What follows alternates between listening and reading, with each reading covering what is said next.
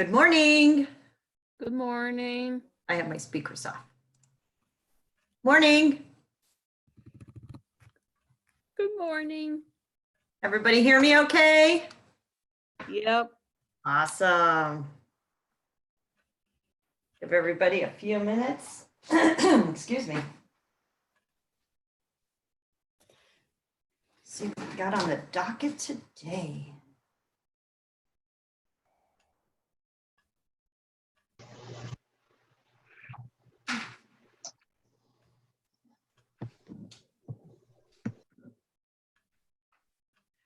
Well, it's 10 o'clock already.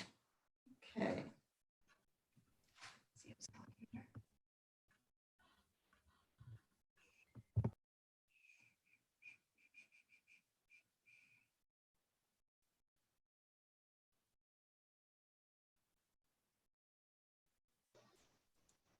Good morning, everyone.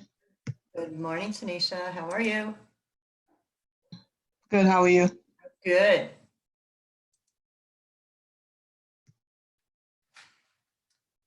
All right.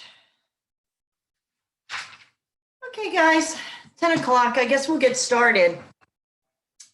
We are going to get back into talking about the statement of cash flow. It's coming through my window there. And I think we're going to start off with looking at another one of those quick studies and practicing a little bit so that we're in okay shape. If you go to page 596 of the book, and if everybody could put themselves on mute, that'd be great. Hi, Beck. We are going to do the operating section for the quick study on 16-7 of our statement of cash flow. Okay, so let me grab I think I'm going to do this in Excel. And I will share this once I need that. Okay. Whoops. Make that small and I could share it.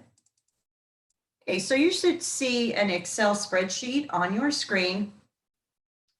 And I want to get us started off, and then I'm going to give you guys just a few minutes, see if you remember how to do that operating section of the statement of cash flow.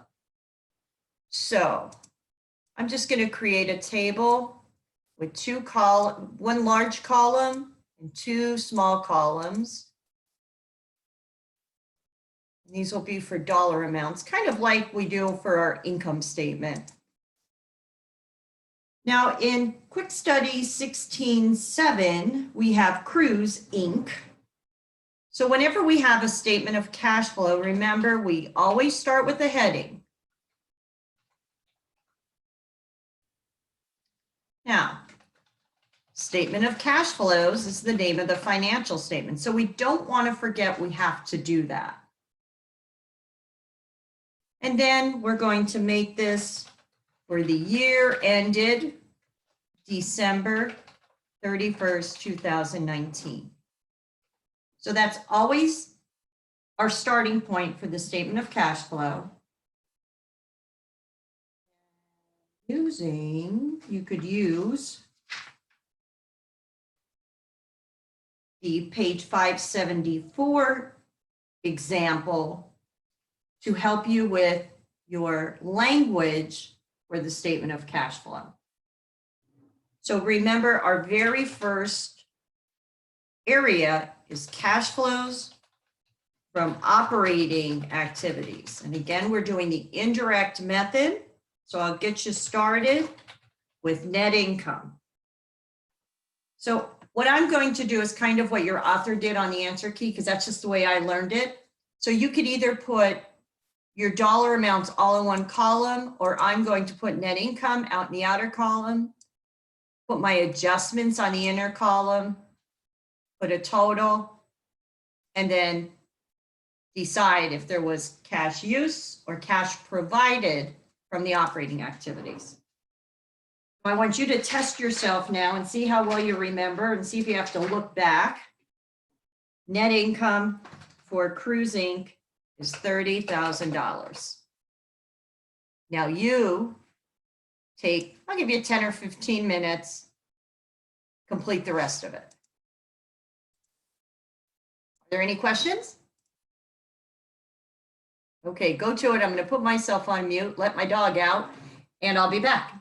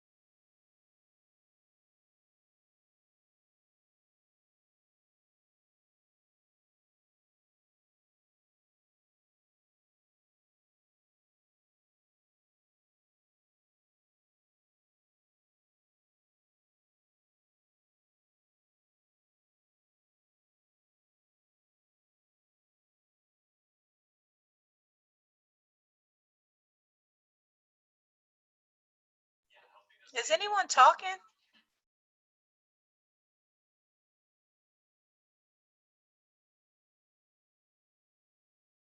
No, could you read what I have here on the Excel spreadsheet? Yeah, I'm sorry. I just came in and it was silent, so I wanted to make sure my sound was working. Yes. No problem. So just go ahead, work on that, and in a few minutes, 3 or 4 minutes now, we're going to take a look at it.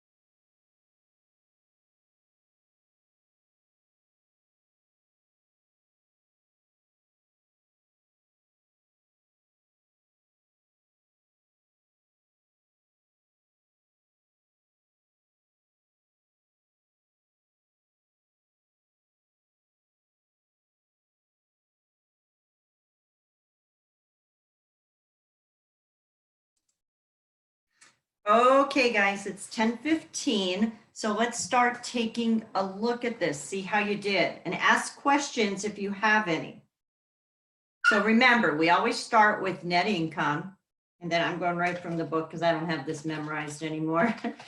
Adjustments to reconcile net income to net cash provided by operating activities. I should probably.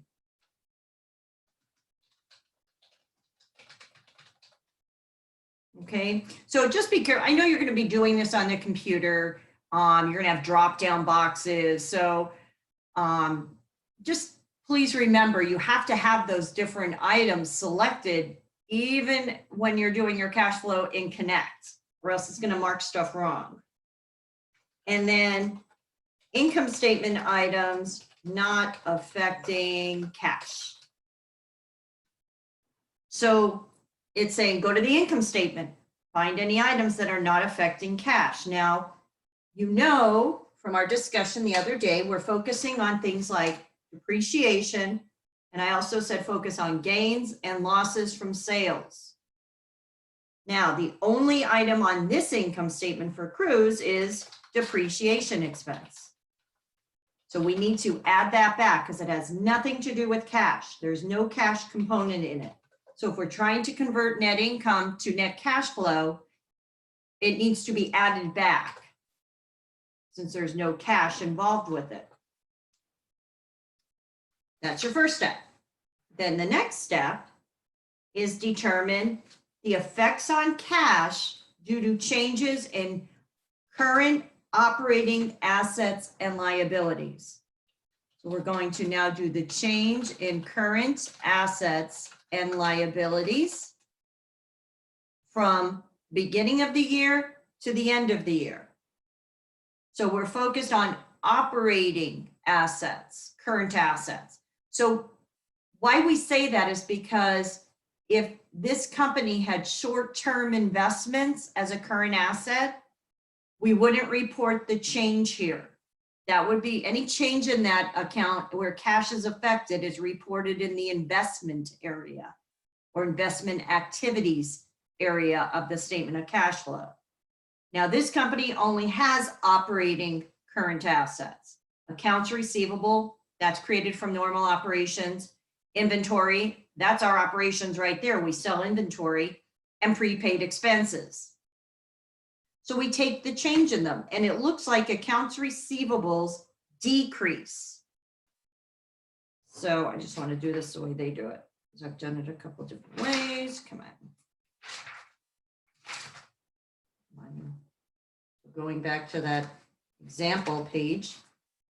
Okay, decrease or increase there. So decrease in accounts receivables. Now there's where we describe what happened to the account. What we do over with our dollar amount is show how that impacted, how that decrease in accounts receivables impacts cash flow. And we said the other day, if accounts receivables decreasing, meaning there's less of a balance, cash increased over the year by that dollar amount. So that's a positive impact on cash. When a current asset decreases, the opposite is the effect on cash, or an increase. Inventory also decreased by the same amount. So since there's a decrease in inventory, that will affect cash in a positive way. Prepaid expenses increase. So increase in prepaid expenses. What's the impact on cash? Well, if prepaid expenses increase, that means we paid more for this asset. The effect on cash is negative. Are there any questions on the asset analysis there? We're going to go to liabilities then. Just our current liabilities that are not notes payable. If there was a notes payable in current liabilities, we wouldn't record its change here. And there are no notes payable. Accounts payable, that's from operations. That's amounts we owe from normally operating our business. Same with wages and income taxes. So when it comes to current liabilities, when they change, cash changes in the same direction. So let's take a look. Accounts payable goes from a balance of 21,000. So they owe 21,000, decreases by the end of the year to 15,000.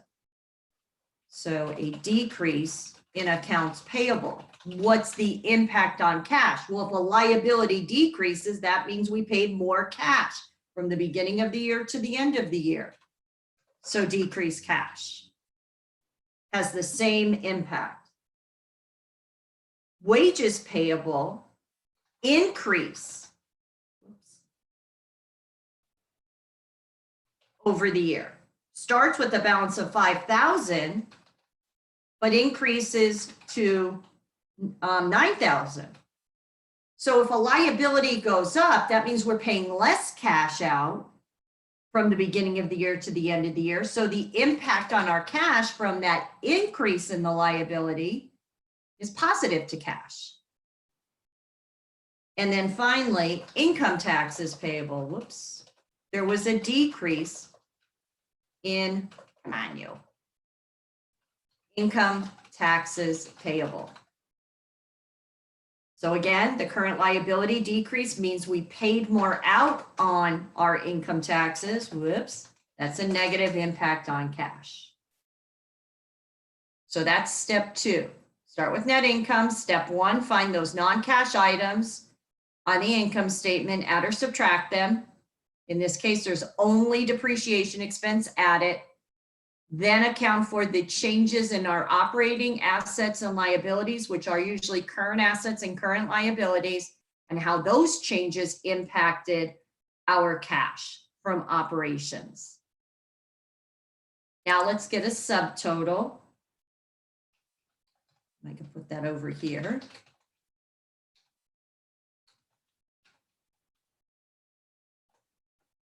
Okay.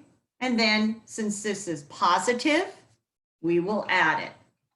So net income plus the adjustments to convert net income from accrual basis to cash flow from operating activities. So since this is positive, we say the net cash provided by operating activities. Any questions? Great review of that operating activities area. Okay, so now what I'd like to do is take you over to QS 16-13. And I'll come back to this page. I'm just going to go over to another worksheet. Let me know if you can't see a blank worksheet. Excellent. And I'm going to make a quick T account or 2 or 3.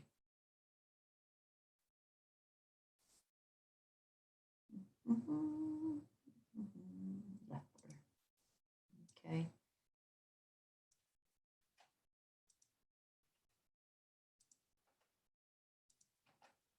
Okay. And these are going to help do the next part of this cash flow statement we started. Because in QS 16-13, they give us information about the investing activities of the company. And we talked about that on Wednesday. So let's review it again.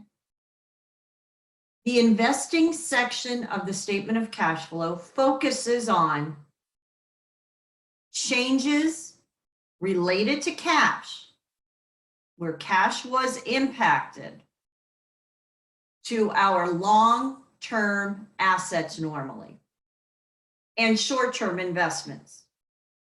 So if we, and there's a great picture of these typical types of transactions. It's in the beginning of your chapter. I'll just give you the page number. It's on page 570. And it's showing you the typical types of cash inflows from investing activities. Selling, and it's all selling, basically, except for one. Selling intangible assets. Selling long-term investments or short-term investments. Selling a notes receivable. Selling your plant assets. Those would all be considered inflows from investing activities. The only thing that isn't considered an inflow from sale is if you collect a notes receivable. What are the typical cash outflows from investing activities? Buying plant assets with cash, buying short-term or long-term investments with cash, loaning cash as a notes receivable, or purchasing intangible assets. So inflows are usually the sale of these items, the cash received when you sell them, because that's the impact on cash. And then outflows would be the cash you actually pay when you're purchasing these types of assets. So every company's different, but the company we're looking at here for Cruise, take a look at their long-term assets. They only have one. They have furniture. So what you're typically, and your author tells you to do this too, you should do this section actually in 3 steps. Now, if you don't have the account itself in front of you, you're going to have to make a T account. So I'm going to make a T account for furniture, and you also have to make a T account for the accumulated depreciation related to the furniture. And we could reconstruct the actual account using our balance sheet and income statement for both of these, and a little bit of additional information, which you will always be given the additional information you need. Now, let's just take a look at QS 1613, just to get a feel for what's happening with this company when it comes to their furniture. Furniture that originally cost the company $55,000 is sold at its book value in 2019. Now, remember how we get book value: cost of the asset minus its accumulated depreciation.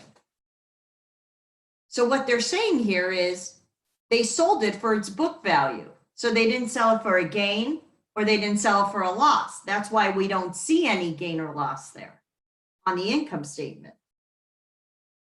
They also go on to say, oh, okay, not only did we sell an asset, we also bought more furniture that cost $45,000 cash. So we know they have definitely impacted cash from investing activities by $45,000, decreasing the cash for this purchase. There was no depreciation recorded on this new purchase because it was purchased at the end of the year. So now, given that information, let's reconstruct our T accounts and see which of these transactions impacted cash and by how much. One other account I'm going to put here is depreciation expense, because that's related to these 2 other accounts. I'm going to put in my depreciation expense $37,600 debit. How do I know that? Because that's the amount that's on the income statement. So I know during the year we debited depreciation expense and we credited accumulated depreciation. That was the journal entry to record depreciation expense. So accumulated depreciation definitely increased by $37,600. Now, what else? I'm going to put that actually down here. Whoops. Let's start our furniture. Let's go over to our balance sheet now. Our furniture started with a balance of $119,000. I know that because that's the balance last year, the end of the year. And the balance at the end of this year is 109,000. There's something else I know, two other things. QS 16-13 told me we purchased equipment or furniture for $45,000 cash. So I'm just going to highlight this because I'm saying, okay, I know that was bought with cash. So that is definitely impacting my cash flow statement. I also know they sold furniture that cost $55,000. Well, if that's the case, we would have reduced the furniture account during the year for that $55,000. So if I take 119 plus 45 minus the 55 that was sold, I get my balance of 109,000. So why do I do this? Because these are I want to prove what impacted the furniture account. Only those two transactions. Right now, I don't know how much cash was received on the sale of this asset right there. I do know we definitely spent $45,000 to buy the other furniture. So now I want to try to figure out, because they don't come out and say, here's how much cash you sold this for. They say you sold it at book value. Well, now I've got to try to figure out the book value of the asset that was sold. I know the cost, it was $55,000. But how much was the accumulated depreciation? Well, let's see. Accumulated depreciation on our balance sheet starts with a credit balance of $9,000. We know it increased by $37,600. And we know its balance at the end of the year is $17,000. So we need to decrease the accumulated depreciation account to take it from the $9,000 beginning balance plus the additional depreciation during the year, $46,600, to $17,000. So that means the accumulated depreciation account must be debited for $29,600. Why? That is the accumulated depreciation that was on the furniture we sold. Just to refresh your memory, I'm just going to do this over here. When we sold this furniture, we debited cash for some amount. We debit accumulated depreciation for the total depreciation taken on the furniture that was sold, and then we credited the furniture account. What we're trying to figure out right now is how much cash should we sell that for?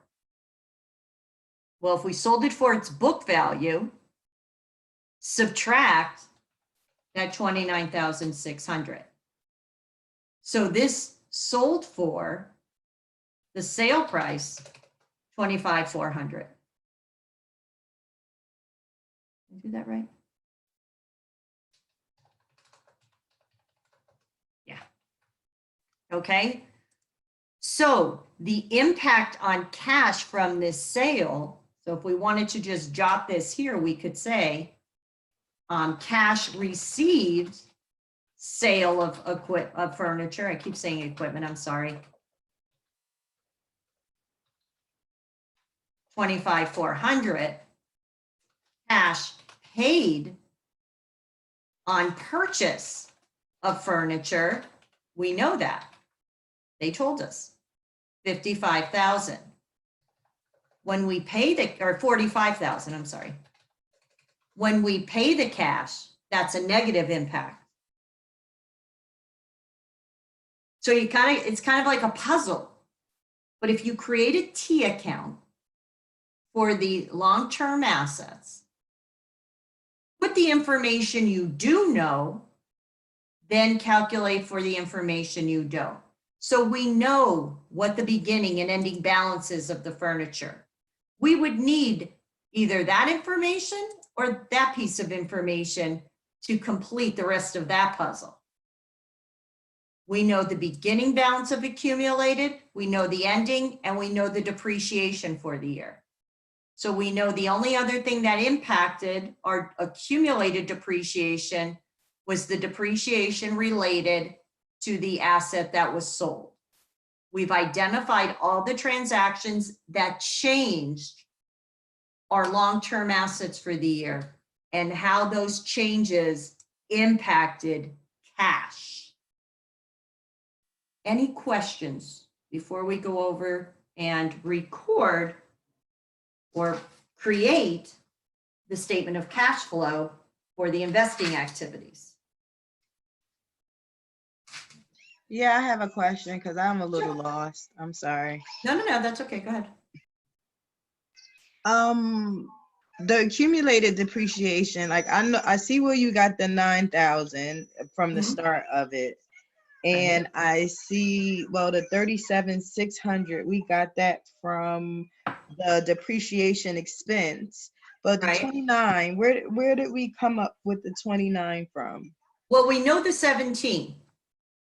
So that should be, the 17,000 is the balance of, let me do this.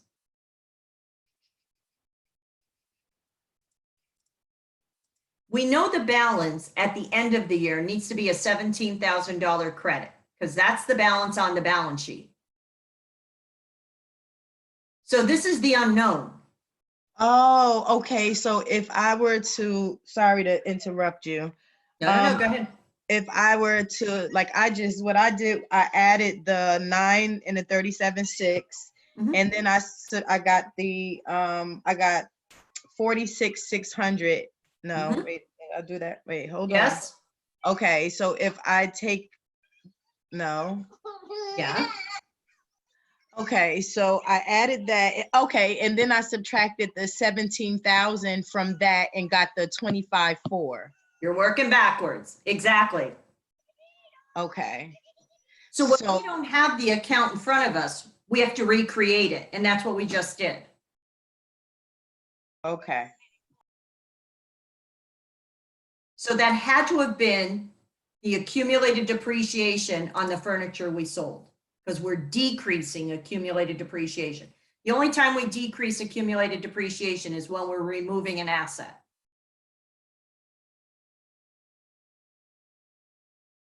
I hear silence, so I guess you're okay. Yes, I try to limit it because my son got his tablet next to me loud, but Oh. yes, I understand. No problem. Anybody else have any questions before we go to how this will be now put onto the statement of cash flow? We'll do one more too. Puzzles are fun, aren't they? Anyway, so I'm using the guide on page 581. So once we're done with I'm going to flip over here. We did the operations. Now we're going to show cash flows from investing activities.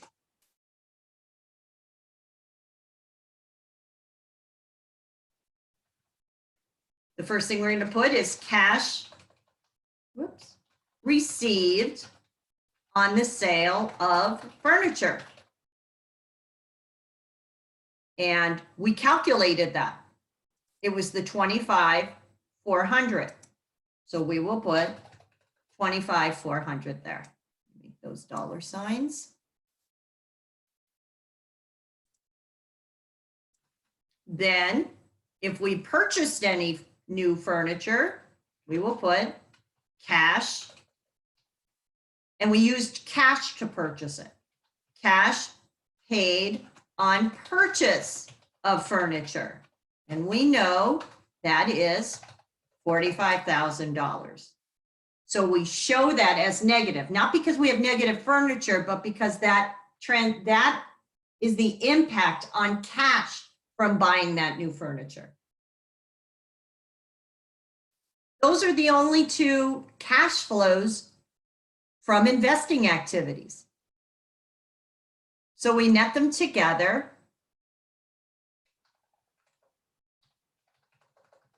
And you can see it's a negative impact on cash. So we say net cash used by investing activities. Net cash used by investing activities. Questions on how to present it on the statement of cash flow?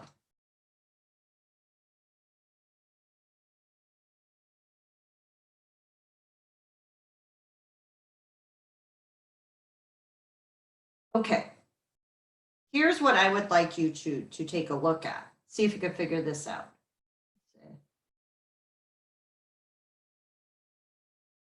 Take a look at QS 16-10.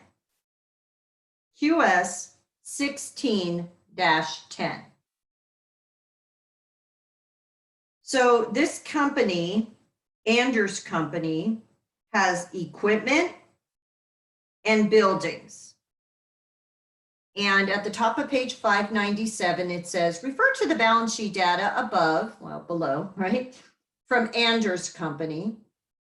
During 2019, equipment with a book value of 40,000 had an original cost of 210, was sold at a loss of $3,000. How much cash did Anders receive from the sale of the equipment?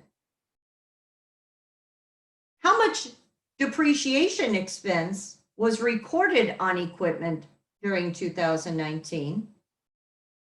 What was the cost of the new equipment purchased by Anders during 2019?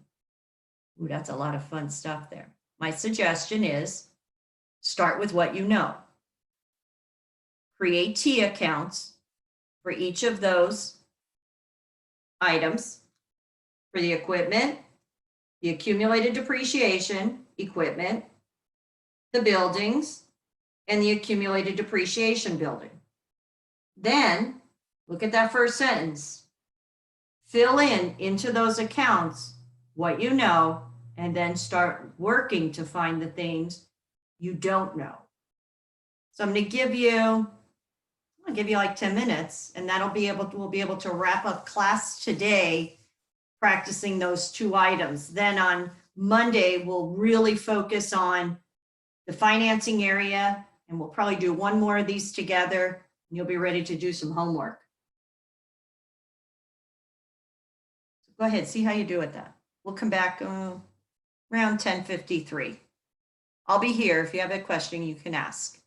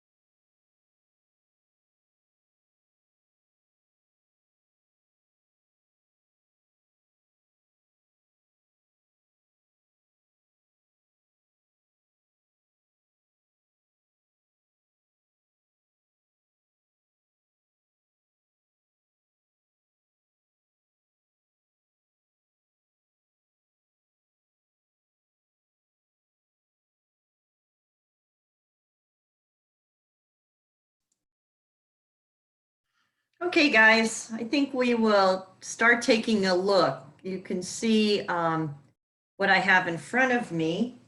They're only asking us about the equipment.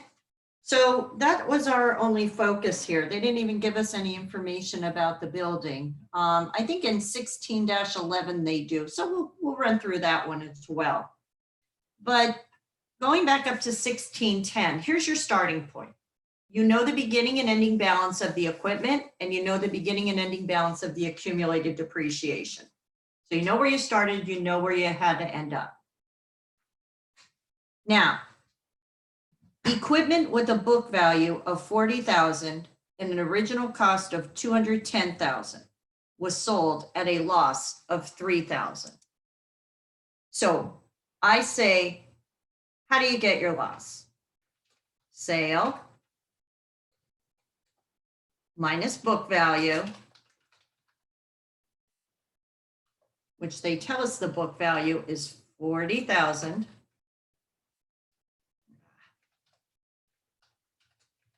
Right? They tell us that it's 40,000 there. Gives us either our gain if it's positive or a loss if it is negative. And we know our loss. So this had to have been sold for $37,000. That was the sale price. Are there any questions on that? So when we're recording the cash received, that's what we would put, 37,000. But we want to make sure, did we catch all of the transactions that affected the equipment? Well, let's see. What was the impact on these two accounts from this sale?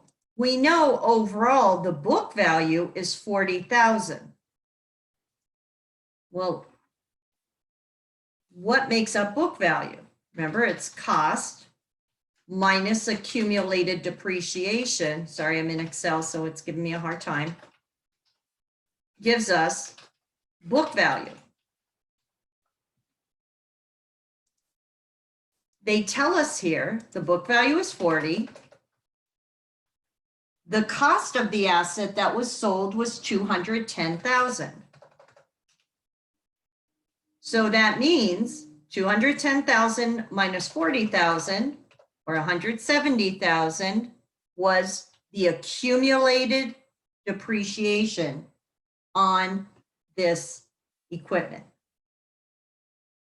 So that means when this sale occurred, the equipment account was reduced for the cost of the equipment that was sold, and the accumulated depreciation was reduced for the accumulated depreciation on that equipment that was sold. Are there any questions at this point? So we could backtrack. Why is this important? Well, the next question here is, how much depreciation expense was there on the equipment? Well, depreciation expense would increase accumulated depreciation. Now we're going to use our math, like algebra, right? We know the beginning balance. We know the ending balance. So accumulated depreciation decreased $110,000 overall, right? Well, over here it decreased 170. So 210,000 minus 170,000 means if there was no depreciation expense recorded for this year, our balance would be 40,000 in this account. It's not, it's 100,000. So that means the additional depreciation expense that was recorded is $60,000. So if you take 210 minus the 170 plus the 60, you'll get 100,000. So the depreciation expense, answer for number 2, should have been 60,000. Are we okay on that? Now, that doesn't impact cash, just answering the question. So these are the only items that affected accumulated depreciation. Let's take a look at the equipment, because we got a little issue over here. It says, what was the cost of new equipment purchased by Andrews during the year? Well, how do we know any new equipment was purchased? We'll take a look. If we just balance the account with the transactions we have right now, it should have a $60,000 balance, shouldn't it? Equipment started at a balance of 270,000. We reduced it for the cost of the equipment that was sold by 210. So if we didn't buy any new equipment, that should have 60,000 in it. It doesn't, it has 180. So we must have purchased equipment that cost $120,000. I don't know how it was purchased, if it was purchased with cash or not. I'm just answering the question, how much more was purchased? So we're isolating, trying to identify through increases and decreases in our accounts, transactions that affected them. Then once we find the transaction, determine if cash was involved in that transaction. The only thing I know of right here is the cash that we received on the sale was 37,000. And that's what we would report on the cash flow statement. We would have to do more research and see, did we pay cash for that equipment? Or was it purchased with a loan? Okay. Wow, fun stuff, huh? We're not gonna have time to do the second part, but just wanted to review that one more time with you. Any questions? Okay, so we are in good shape with this statement of cash flow. Monday, we're going to go over the financing area, which is similar to what we're doing here with the investing area, except we're going to be looking at long-term liabilities and equity accounts. And maybe we'll have time to go through. Let me see if, oh yeah, we'll be able to make sure you have your QS 16-7 because we'll be able to do some financing activities. Finish off that cash flow statement.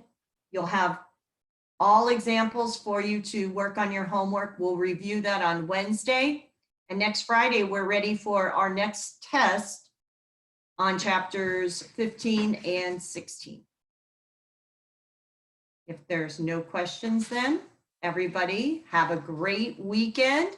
Stay safe, wear your masks and all the other stuff we got to be doing now. No test. See you on Monday. Did you have a question, Jazz? No, just a statement. No test. No more tests. Please, no more tests. Oh, well, you have a great day. Thanks, you too. All right. Bye now. Have a good day, Professor Dunn. You too, Kel. Take care. Thanks.